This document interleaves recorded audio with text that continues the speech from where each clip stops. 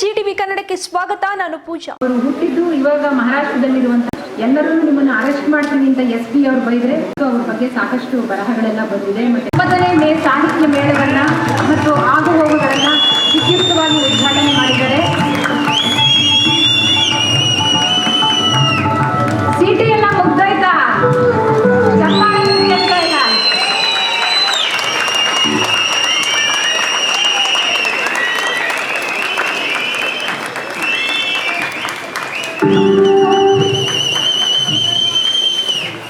ಅವರ ಎದೆಗಳಲ್ಲಿ ಹೋರಾಟದ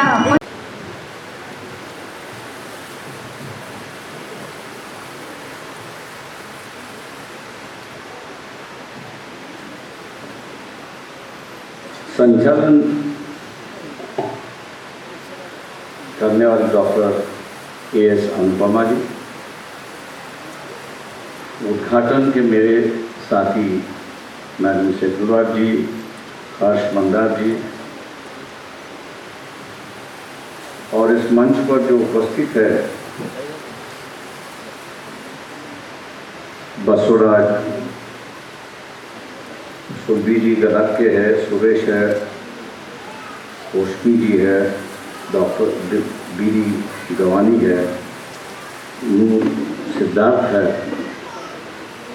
बाकी सभी के नाम मैं नहीं जानता हूँ इसलिए सभी के नाम नहीं लेता हूँ। एक ज़माना था तो उर्दू सीखने के लिए लोग हैदराबाद आते थे या बीजापुर आते थे। आज एक ऐसी परिस्थिति हुई है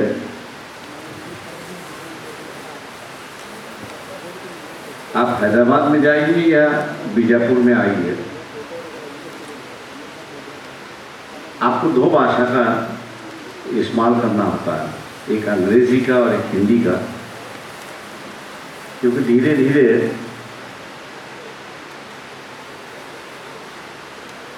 लिंग्विस्टिक लैंग्वेज जो है, कन्नड़ा जो लिंग्विस्टिक लैंग्वेज है, वो आम लोगों की बोली भाषा बन गई है। मतलब जो 300-350 साल का जो इतिहास है, एक अलग भाषा में यहाँ की व्यवस्था होने की, वो आप बदल के लोकल लैंग्वेज जो है, कन्नड़ा जो लोकल लैंग्वेज है, वो अब हावी हो चुकी है, एक परिस्थिति है। आज का ये जो विषय है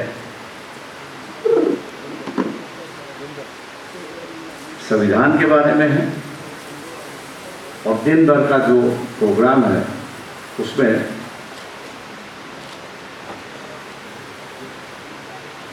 हाउ टू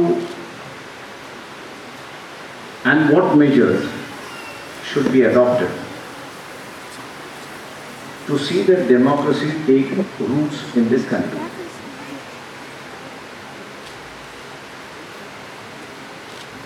मैं समझता हूँ कि हम लोग इंडियन कल्चर को जो है एक मोनोलिथिक कल्चर हम लोग समझते हैं। इंडियन कल्चर ये जो है ये मोनोलिथिक कल्चर पहला नहीं है, ये विभिन्न जगहों पे बढ़ गया है। अगर ये धार्मिक रूप से अगर मैं इसकी एनालिसिस करना शुरुआत करूं तो आज जो हिंदू ये लफ्ज हम लोग इस्तेमाल कर रहे हैं, इस हिंदू लफ्ज में दो संस्कृति छुपी हुई है। एक संस्कृति वैदिक संस्कृति है कि जो RSS BJP उनका प्रचार और प्रसार कर रही है।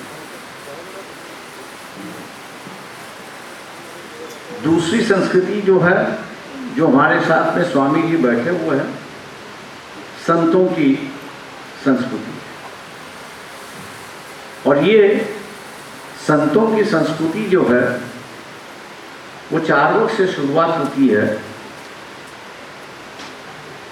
विश्वेश्वर तक आती है, कबीर तक पहुंचती है और साउथ में जो है, केरला में जो है, रामास्वामी तक वहाँ पे जाता है। ये दोनों अलग संस्कृति है। ये अलग संस्कृति का मतलब ये हुआ कि एक अथॉरिटियन संस्कृति है, मतलब जिसको हम लोग हिटलरशाही संस्कृति कहते हैं, जिसमें ऑर्डर है, आपको सोचने की गुंजाइश नहीं है। व्यवस्था जो है वो इसी तरह चलेगी, उसमें कोई बदलाव नहीं आएगा। और इस व्यवस्था को देखते समय हम लोग उसका नाम देते हैं या उसको रिफर करते समय हम लोग मनुस्मृति को उदाहरण के रूप में वहां पर पेश करते हैं। We use Manusmriti to prove that there is an not only authoritarian society but also at the same time an intolerant society। ये दोनों चीजें उसमें समाविष्ट है, ऐसी एक परिस्थिति है। दूसरी जो है वो संतों की संस्कृति है। ये संतों की संस्कृति जो है वो शांति की संस्कृति है, एक दूसरे को स्वीकार करने की संस्कृति है और भाईचारे की संस्कृति है। जाति प्रथा के खिलाफ एक लड़ने की संस्कृति है। एक उदाहरण के तौर पर अगर कहूं,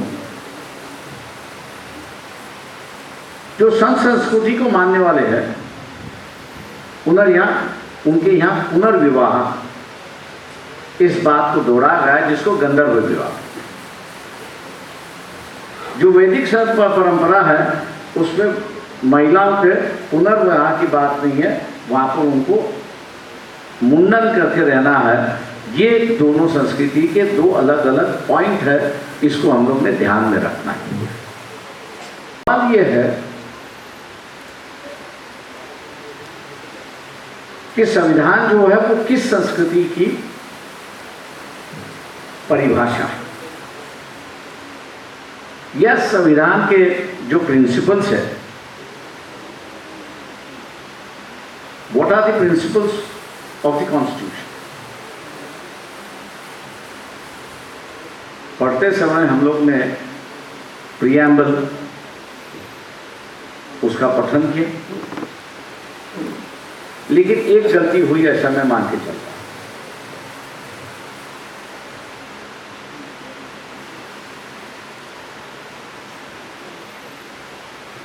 ये जो शपथ ग्रहण की जो बात है, ये किससे शुरुआत की? जहां तक मेरा अध्ययन है, मैं समझता हूं कि हिटलर ने इसको शुरुआत की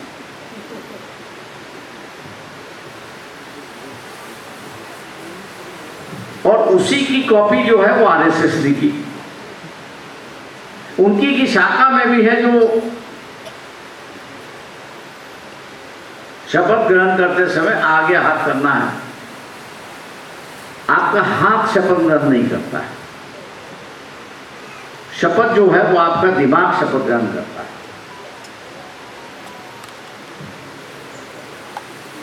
ये जो कॉपी मास्टर्स या इंपोज करने की जो व्यवस्था है,